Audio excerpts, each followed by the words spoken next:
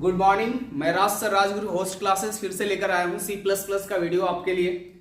मैं पिछले वीडियो में बताया था बच्चों की आखिर ऑब्जेक्ट ओरिएंटेड का कॉन्सेप्ट कैसे लगा, सबसे पहले किन्होंने लाया था, वो सारा चीज मैंने आपको डिटेल में बताया है। आज मैं बताऊंगा कि जब C++ का कोडिंग करते हैं तो कितने स्टाइल में कोडिंग हो सकता है, क्योंकि C++ का कोडिंग बिना क्लास के भी हम राइट कर सकते हैं, जबकि आपको पता है इसलिए कहा जाता है कि C++ not fully object oriented.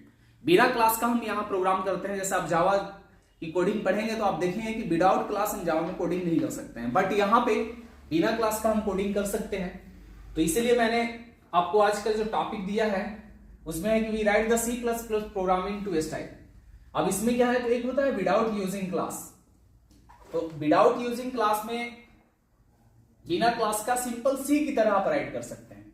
अब इसको मैंने स्टेप वाइज लिखा है कि आखिर कैसे।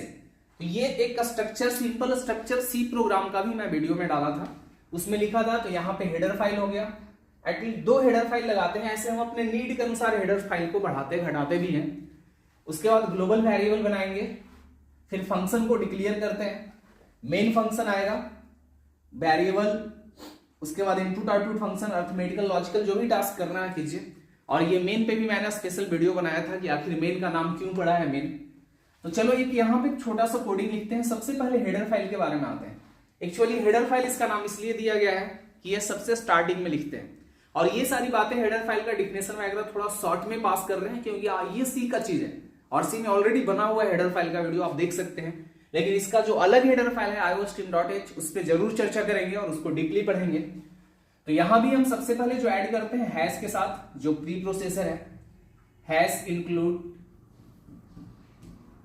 और std यहां पे नहीं, हम लोग पढ़ रहे हैं आपका C++, इसलिए लगेगा iostream.h। यहां पे क्या लगाएंगे, iostream.h।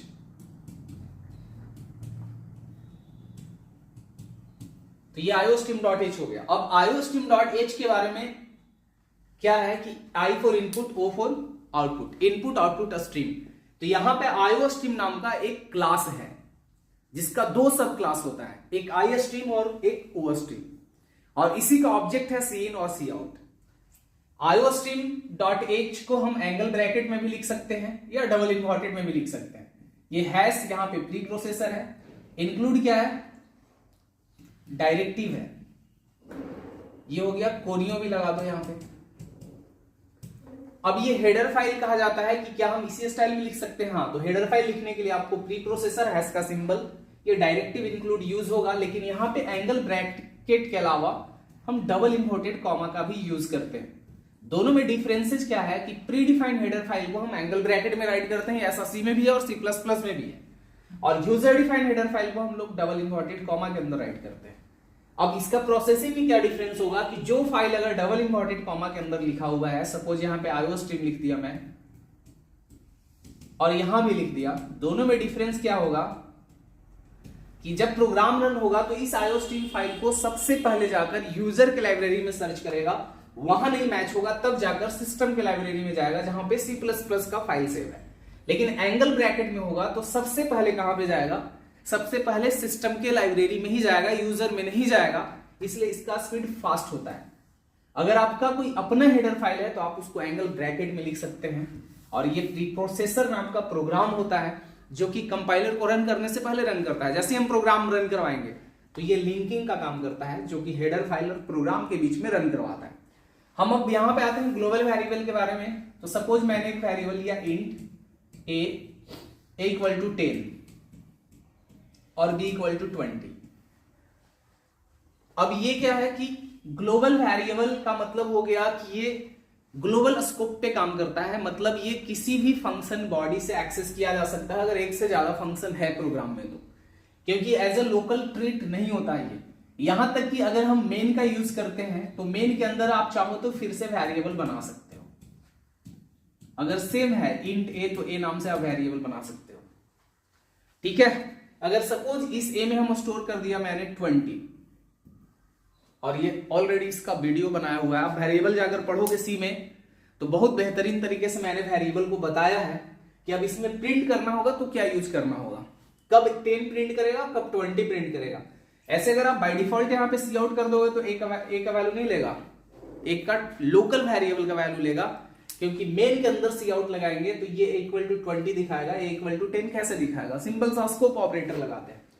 तो ये वेरिएबल हो गया। दूसरा क्या है कि डेटा टाइप, क्वालिफायर जो भी है सब मैंने बताया कि डेटा टाइप के साथ क्या लगेगा। आप सी के प्लेलिस्ट में चल जाना और वहां पे आपको सी का जो प्रोग्रामिंग मिलेगा, हमारे चैनल के प्लेलिस्ट में सी का चैनल के प्लेलिस्ट में सी का अलग से बना हुआ है फोल्डर, जिसमें ऑलरेडी 44 वीडियो डाला हुआ है। अब इसके बाद यहां पे हम इनपुट आउटपुट फंक्शन यूज कर सकते हैं जो सी आउट और सी इन है। और सी आउट के बारे में भी हम पढ़ेंगे। सपोज यहां पे लिखते हैं इंटर, सपोज करेंगे इंटर टू नंबर, और यहां पे सी इन ए और बी।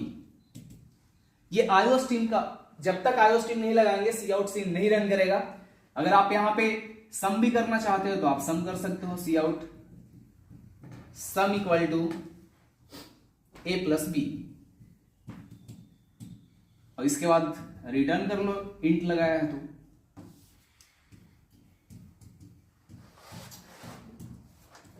लेकिन आज का जो वीडियो है सी आउट सी इन पे नहीं है, नेक्स्ट वीडियो में लेकर आऊंगा सी आउट सी इन पे। लेकिन आज सिर्फ स्ट्रक्चर बता रहे हैं। तो ये पहला हुआ कि बिना क्लास का ऐसे सी की तरह हम वीडियो बना सकते हैं। लेकिन इसके बाद अब देखते हैं कि सेकंड क्या है। सेकंड में आता है कि हम लोग विदाउट नहीं यूजिंग क्लास बनाएंगे, और यूजिंग क्लास करने के लिए यहां पे अब क्या है, प्रोग्राम विथ क्लास। तो जब क्लास के साथ हम प्रोग्राम बनाएंगे तो कैसे लिखेंगे, यहां पे क्या करना होगा, हम सबसे पहले क्लास को राइट करते हैं हेडर फाइल के बाद, ठीक है। हेडर फाइल तो सब में कॉमन होगा, हेडर फाइल आप 2 लगा देना, यहां पे पूरा नाम नहीं लिख रहा हूं। उसके बाद यहां पे हम लोग क्लास यूज करते हैं। अब इसके बाद मेंबर ऑफ क्लास होगा, यहां पे सेमीकोलन लगाएंगे। क्लास ऑलरेडी आपके एक चैप्टर है जिसको बहुत डिटेल से पढ़ेंगे हम, और इसके बाद यहां पे मेन लगाते हैं, और इसके अंदर हम ऑब्जेक्ट बनाएंगे। अगर आप यहां पे ऑब्जेक्ट बनाते हो तो ग्लोबल होगा, नहीं तो लोकल होगा। अब ये ऑब्जेक्ट क्या है, ऑब्जेक्ट कैसे डिक्लेयर करेंगे, ये सब पढ़ना है। लेकिन सपोज यहां पे एबीसी ओबीजे, और ये मेन के अंदर भी आप चाहो तो टास्क कर सकते हो। तो ये सेकंड स्टाइल है। तो अभी हम क्या करते हैं, अभी नेक्स्ट वीडियो जो आएगा जिसमें हम इनपुट आउटपुट फंक्शन बताएंगे सी प्लस प्लस का, कि कैसे इनपुट आउटपुट फंक्शन काम करता है। प्लस आईओ स्ट्रीम से रिलेटेड बहुत सारा है जो आईओ स्ट्रीम के चलते यहाँ पे स्पेशल फंक्शन है। आई स्ट्रीम के अंदर बहुत सारा मेथड है और ओ स्ट्रीम के अंदर भी बहुत सारा मेथड है, और यहाँ पे फंक्शन ओवरलोडिंग बनाएंगे। तब हम चलेंगे ऑब्जेक्ट ओरिएंटेड, मतलब क्लास का यूज करके प्रोग्राम को कैसे बनाते हैं। तो धन्यवाद, थैंक यू। आज का वीडियो इतना ही है, फिर मिलते हैं हम लोग नेक्स्ट वीडियो में। Best of luck.